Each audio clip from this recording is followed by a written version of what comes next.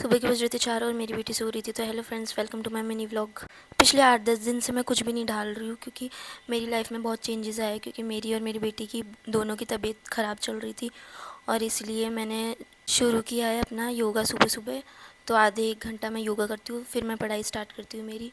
तो मैं अपनी पढ़ाई स्टार्ट कर दी और मेरी पढ़ाई ख़त्म हुई। फिर मैं नहा कर आई और नहाने के बाद मैंने नाश्ता किया। नाश्ता करने के बाद मैंने शिव जी को जल चढ़ाया। शिव जी के जल चढ़ाने के बाद मैंने खाना बनाया और खाना खाया। फिर सारे बर्तन साफ़ करे, किचन साफ़ करा और फिर मैं मेरी बेटी को सुला करके खुद भी सो गई। और फिर उठ करके मैंने थोड़ा सा अपना स्किन प्रेप किया।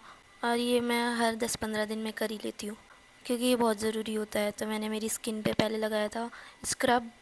फिर स्क्रब से थोड़ी देर मसाज की 10 से 15 मिनट और फिर डी10 लगाया और उसको 20 मिनट रख कर छोड़ दिया। फिर धो करके ये रिज़ल्ट्स है आपके सामने। और मैं पढ़ाई करने लग गई थी। फिर उसके बाद पढ़ाई करते करते मेरी बेटी उठ गई थी।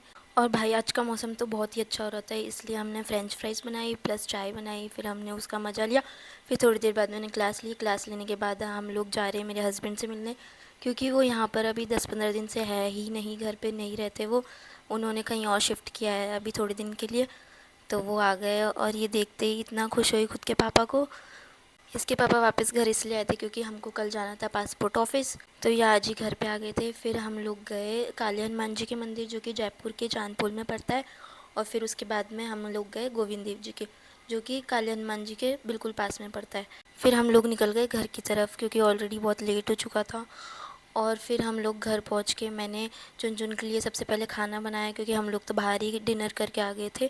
फिर इसको घर पे आकर के खाना खिलाया और 10 बज चुके थे। तो आज के लिए बस इतना ही, टाटा।